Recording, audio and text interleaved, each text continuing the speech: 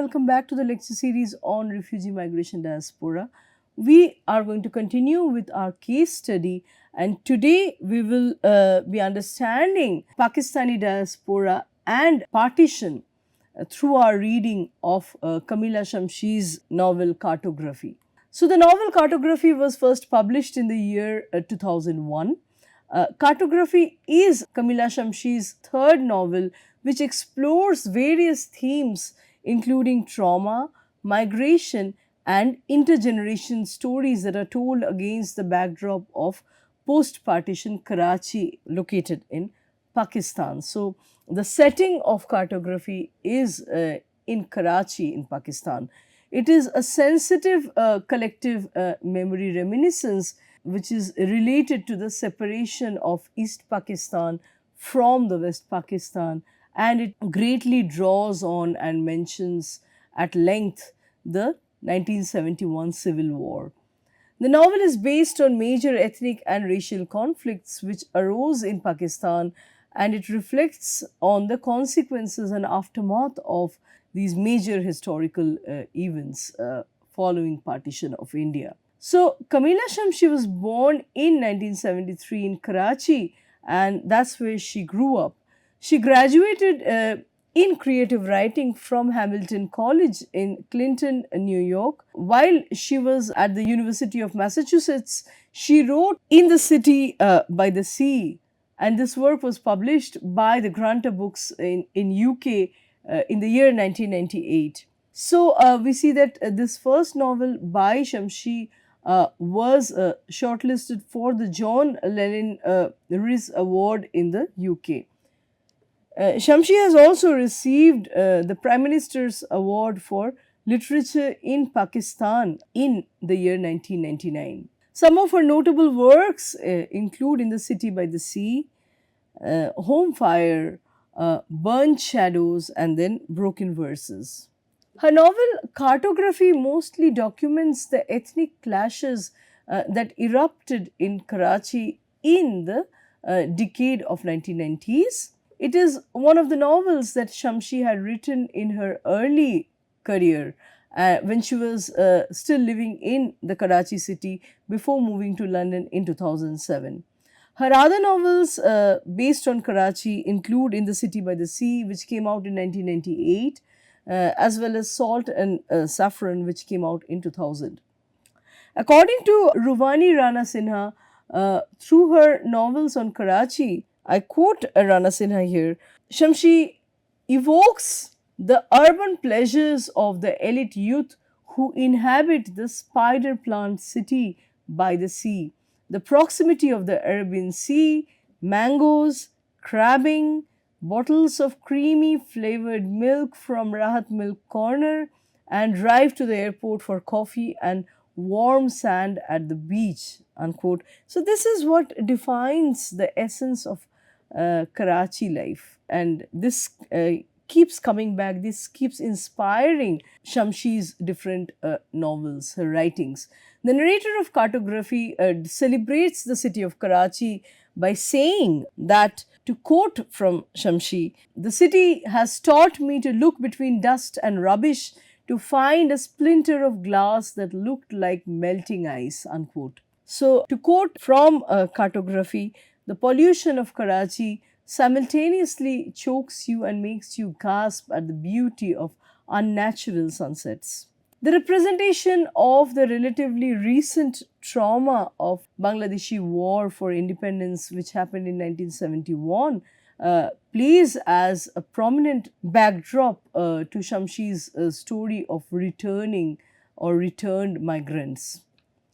Set in the mid 1990s in the city of Karachi, Cartography spans over 30 years of Pakistani history. The central narrative in the novel is based on tracing the relationship of the young protagonists, whose names are Raheen and Kareem. So, these are the two young protagonists we have in Cartography, Raheen and Kareem, who grow up as best friends in the upper middle class enclaves of Karachi, and this locality is sealed off from civil war in the 1970s. The narrative revolves around Raheen and Kareem's separation, their traveling abroad, and ultimately their reunion. We see that the parents of these two children, Raheen and Kareem, also share an intriguing past, not a very easy past that they have. Although they are seemingly best of friends, the reader learns that Raheen and Kareem's fathers had exchanged fiancés. So they were supposed to marry women that they did not end up marrying. They instead married each other's fiancés. It was kind of a cross marriage. Raheen's father, Zafar, is initially engaged to a Bengali Muslim woman named Maheen, but ultimately he succumbs to racial tension and violence that is prevalent during the East Pakistan War of Independence. In the narrative, the reader finds that Zafar makes a racist remark against the Bengalis in the presence of Maheen as a way of condemning the killing of a relative's son at the war. So he condemns the killing of a relative's son in the war, and that's how he's making a racist comment against the Bengali people. At this point, there is a kind of a face-off between Maheen and Zafar, and his friend Ali agrees to marry Maheen. And Zafar conversely marries Ali's fiancée, Yasmin. So the past of Raheen and Kareem's parents already poses a threat that tends to destabilize the uncannily close bond that they share. And this bond gets further compromised, their friendship gets further compromised by the geographical distance, with Kareem's father moving with his family to London in the 1980s as the turmoil and violence in Karachi increases. Over the several subsequent years that pass, Raheen and Kareem communicate only sporadically. The friendship, in a way, the bond in a way is disrupted, with Kareem becoming increasingly reticent and defensive in nature. So, one significant point that the reader notices is that the novel is very unusual for a diasporic writing, because Shamsi's novel Cartography, focuses less on the migration story, Kareem's early migration and travel between London and Boston. So, this part of the narrative gets less mention or less focus, which is very unusual for a diasporic novel. The foreign travel or the foreign experience is not focused so much. Instead, the narrative focuses on the protagonist's return home to Karachi and the different ways they reconfigure and engage with Karachi's space. So Kareem and Raheen start mapping their spaces in the city of Karachi, where they belong, what part of Karachi they can reconnect with. That is at the heart of Shamsi's novel. So herein also lies the significance of the title of the novel, Cartography. They are kind of reorienting themselves with respect to Karachi's map, and they are also reorienting not only their physical belonging but also their mental belonging, their psychic map with Karachi's space. So they reunite in their home city again in the 1990s.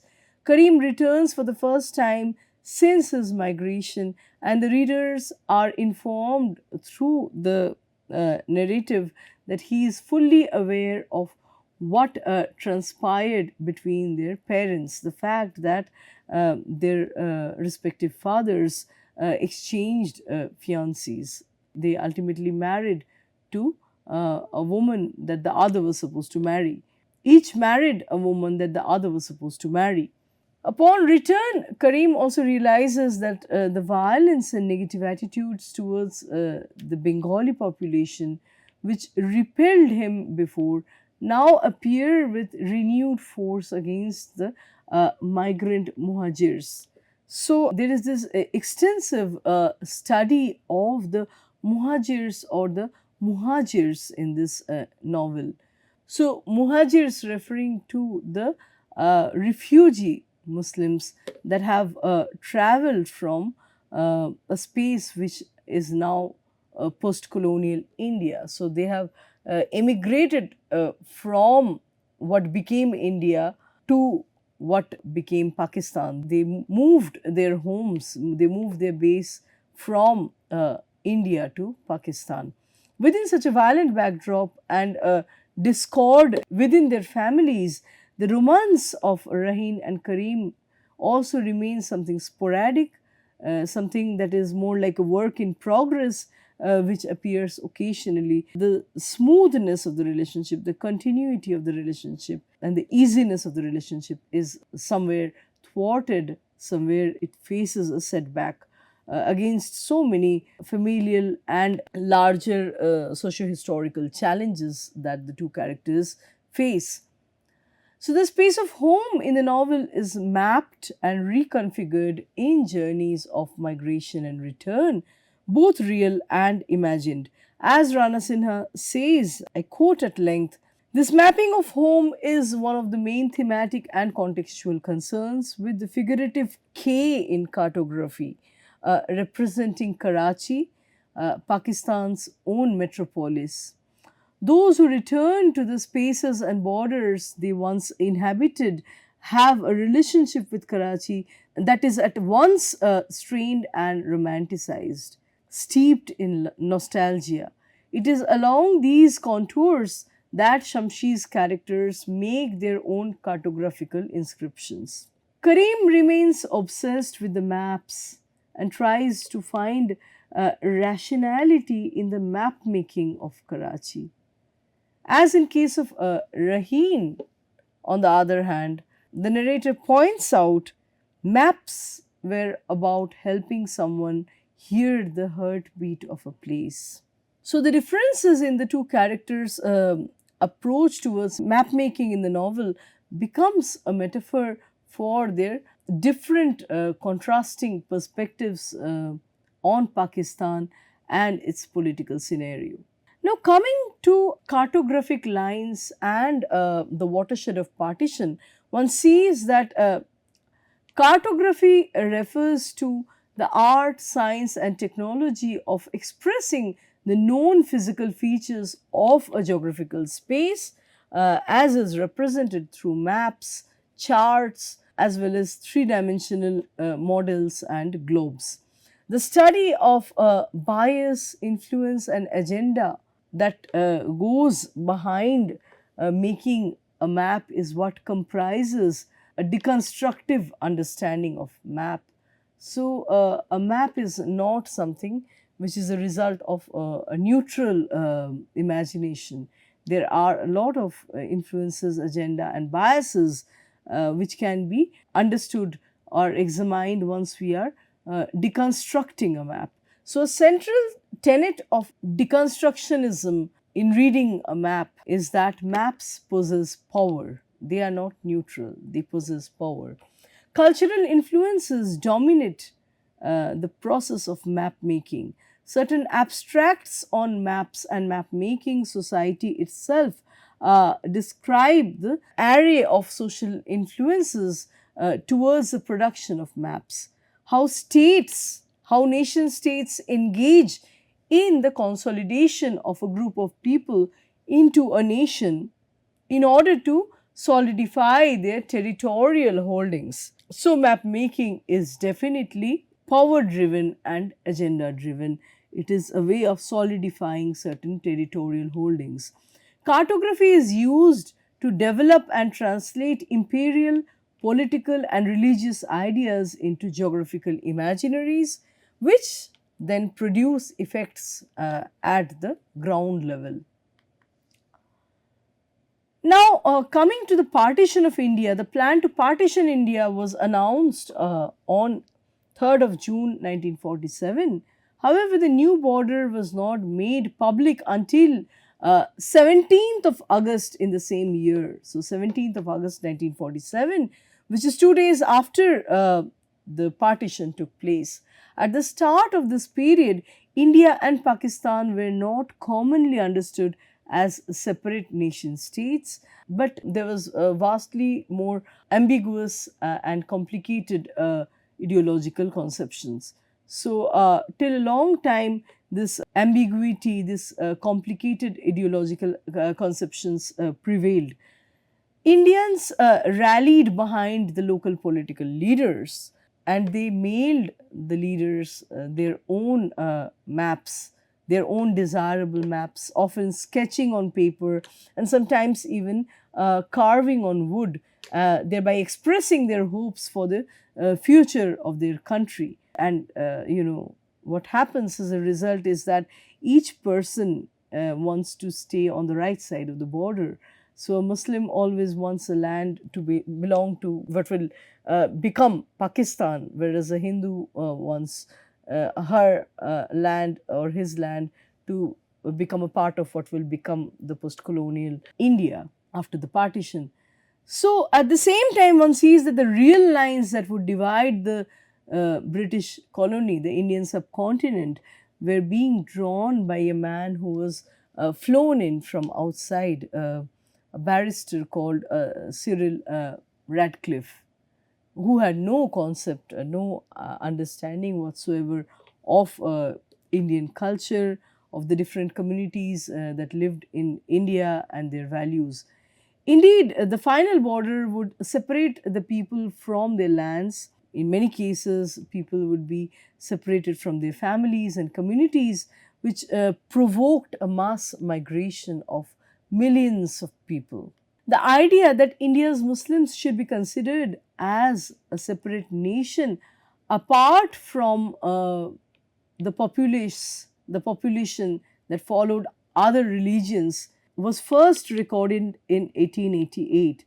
This separatist notion that India's Muslims should have a separate nation apart from the followers of other religions was first conceived and recorded in 1888.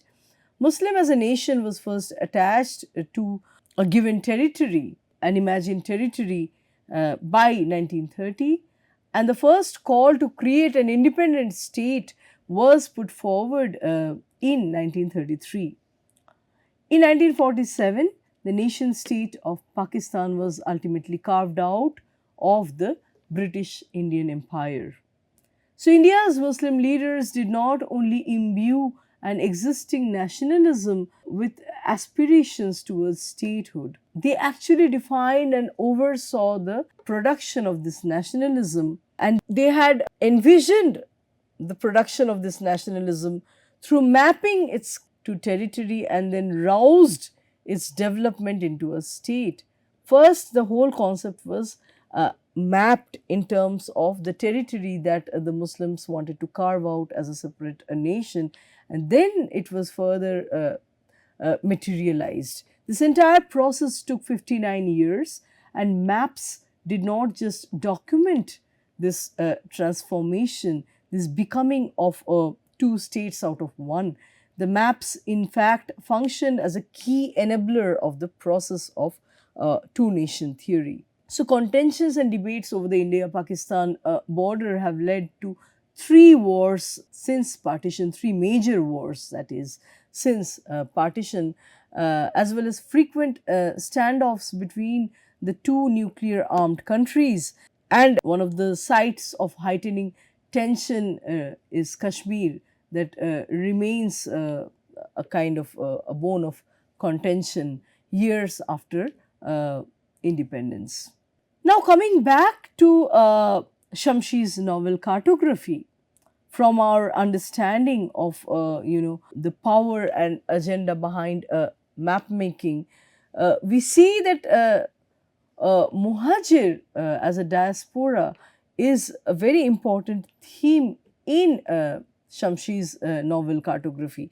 A major theme that might be explored while reading the novel is the intersectionality of partition studies and South Asian diaspora studies. So, according to Priya Kumar, conversations on South Asian diaspora studies and partition displacements have hardly ever converged. This is because of the assumption which has been made that partition refugees and migrants were eventually absorbed into the new national orders of India, Pakistan and Bangladesh, which is not always true. A substantial section of the populace actually lived in neither of the three countries, they actually went on to, migrate in one of the Western countries or somewhere abroad, somewhere outside of South Asia. So it's not true that the entire population that became refugee at that time would settle in one of these three countries. Shamshi's novel Cartography makes an important exploration in understanding the Muhajirs of Sindh as migrants. So the Muhajirs are a community based on a shared ideology of displacement, which can be understood as a collective narrative of their forced migration and subsequent challenges that they faced in adapting to a new homeland. Shamshi's novel shows how the Urdu speaking partition migrants from Sindh have invented themselves as a diaspora over time for various complicated reasons. So, the term Muhajir in Urdu means an immigrant.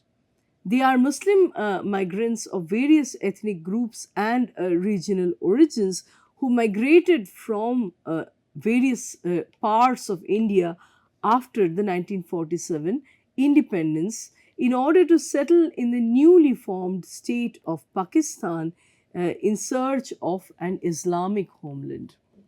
The Muhajirs predominantly supported the formation of Pakistan, and they are mostly settled in Karachi and other major urban centers of Pakistan.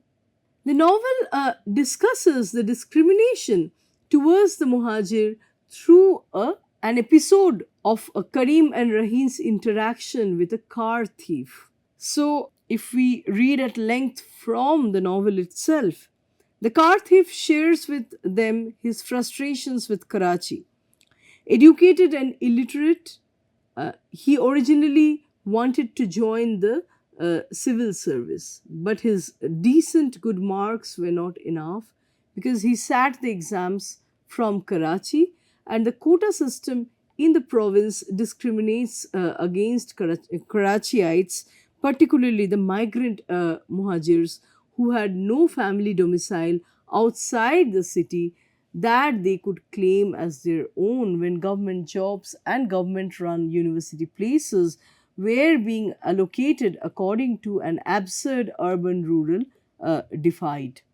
So here we see the frustration of a man who is unemployed, who is not adequately employed, let's see. He is not employed according to the qualifications and the criteria that he fulfills.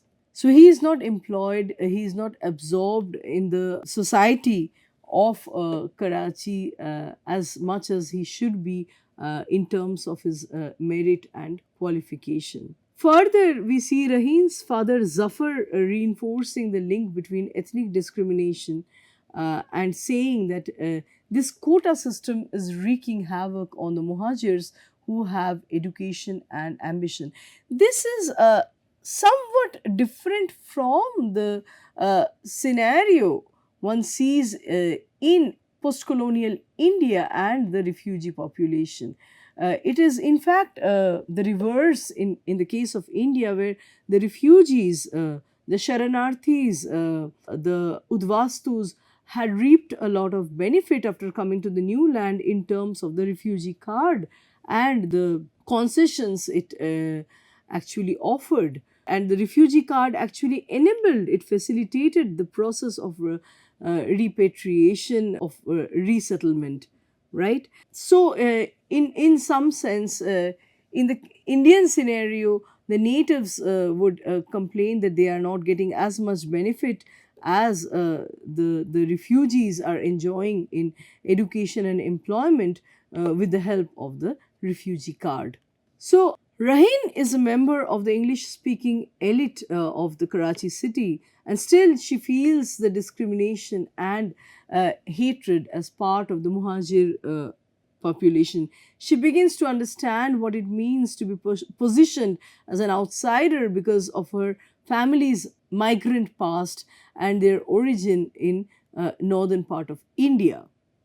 So she encounters the Sindhi narrative of nativism, which articulates the belief that Sindhis have a prior claim on Karachi by virtue of birth and origin, and that the Muhajirs do not belong there as they are immigrants and outsiders who came from elsewhere and spoke a different language. This native refugee clash or tension is something that keeps coming back in the Indian narratives of partition as well. However, the picture in India is by and large converse to what the Muhajirs are facing or have faced in Pakistan, the newly made nation Pakistan. In India, the refugees, although they were facing some challenges definitely in terms of refurbishing their new lives in a new land, they were getting ample facilities from the government, which sparked debates of, sometimes debates about sometimes the migrants enjoying undue advantages through government facilities. So, rather than nativism dominating in the Indian scenario, in many events we see the immigrant population, especially from the upper echelons of society who were very well connected and sociopolitically entrenched, would enjoy some kinds of benefits that were not meant for the natives. This is something one finds in the Indian scenario by and large. So, on an occasion, Raheen overhears her parents' friends Laila and Asif, who belong to the Sindhi feudal elite. They are the natives, obviously, and they're discussing their fears about the newly established MQM or Muttahida Qawmi movement. And in this conversation with Asif, Laila says the following: Karachi is my home, you know. Why did these bloody Muhajirs have to go and form a political group? Once they're united, they'll do God knows what, demanding this, demanding that, thinking that just because they are a majority in Karachi, they can trample over everyone else, like they did in 47, coming across the border, thinking that we should be grateful for their presence. Do you hear the way people like Zafar and Yasmin talk about their Karachi? My family lived there for generations. Who the hell are these Muhajirs to pretend it's their city? So, to conclude, the novel thus highlights how discriminatory state policies have forced many working class Muhajirs to reconstruct, to rebuild their identity as a besieged diaspora within their own home, thereby getting shaped by the past experiences of displacement. And there is always this reference to the migration that their ancestors have faced. So, Muhajir as a term, one could conclude, becomes a site of struggle, a site of power, and new challenges as well as opportunities. So, the novel also offers diverse and complex insights into the exploration of diasporic experiences of the gendered subjects vis-a-vis the context of two nations, Pakistan on the one hand and Bangladesh on the other. Further, Shamshi explores the question of gender and nationalism with respect to the Pakistani experience, which is placed within the larger context and discourses of diaspora and globalization. Scholars such as Christoph Jaffrelot and Frotscher, Sara Ansari and Oscar Verkijk, all these scholars have noted how government policies led to the emergence of the collective Muhajir ethnic identity in the decade of 1970s. According to Priya Kumar, to quote Kumar, Muhajir ethnic consciousness arose in response to a perceived history of discrimination and a relative loss of privilege over the decades, unquote. So, with this, we come to the end of our lecture today. Let's meet with a new topic and another round of discussions in our next lecture. Thank you.